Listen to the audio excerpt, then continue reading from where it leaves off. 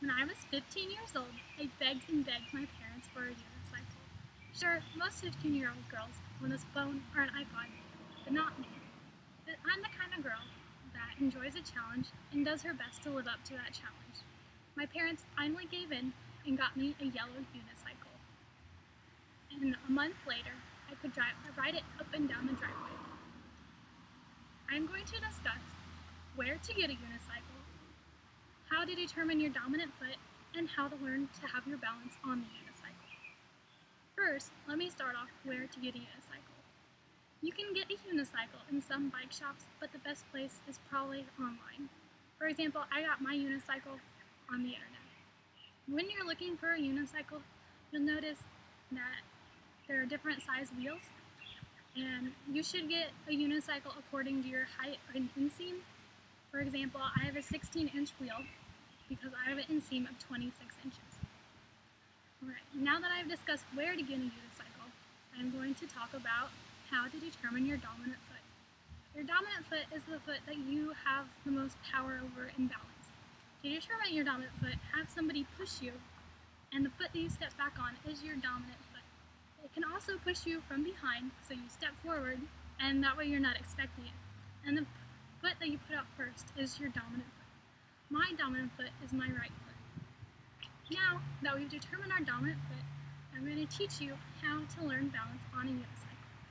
So you're going to take your unicycle, and you're going to put your dominant foot pedal out in front. In my unicycle, my dominant foot pedal is on the right, so it is out in front. And then you're going to get on your unicycle with your dominant foot on the unicycle first, and then once you feel balanced enough, you're going to step up on the other pedal with your other foot.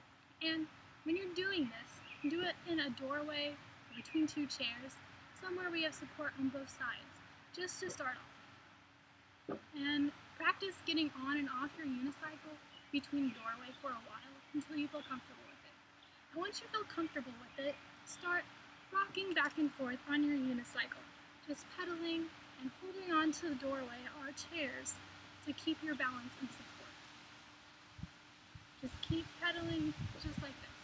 And once you feel comfortable with this, you can try to pedal forward or just like kind of let go a little bit just to see how much balance you do have. Once you feel comfortable enough, go ahead and start pedaling forward without holding on to anything. And just practice that a lot. And if you ever feel like you're gonna fall off your unicycle, then fall off your unicycle. Because if you don't, your unicycle is going to take you down with it. So if you're going forward and feel like you're falling, just jump off. And don't worry about the unicycle, you can let it fall to the ground. It'll be okay. So once you start practicing going forward more and more without holding on to anything, you're going to be able to go farther and farther as you practice it and become more comfortable with it. That's as you go farther and farther forward. Once you become comfortable with that, maybe try one chair instead of two. Just mix it up until you feel really comfortable.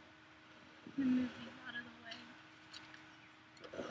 And then, once you feel really, really comfortable, and you can go pretty far, try getting on without any help.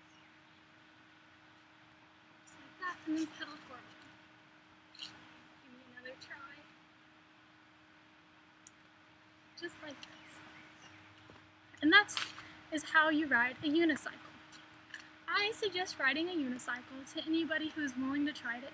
No matter how off the wall an idea it is, it's not impossible, so try it. And it's a great way to start a conversation, because let's face it, not many people can say they can unicycle.